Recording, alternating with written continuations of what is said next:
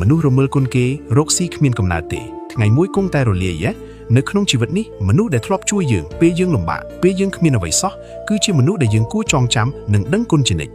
តែគួរឲ្យសោកស្ដាយមនុស្សខ្លះពេលមានបានបន្តិចមានឈ្មោះមានលុយមានមុខមាត់ក្នុងសង្គមបែរជាភ្លេចអស់អ្នកដែលធ្លាប់លើកដៃជួយខ្លួន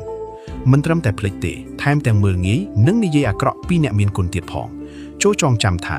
លុយអាចទិញបានរបស់ជាច្រើនតែមិនអាចទិញទឹកចិត្តនិងគុណបំណាច់របស់មនុស្សបានឡើយមនុស្សដឹងគុណទោះដួលប៉ុន្មានដងក៏នៅតែមានអ្នកស្រឡាញ់និងជួយជ្រោមជ្រែង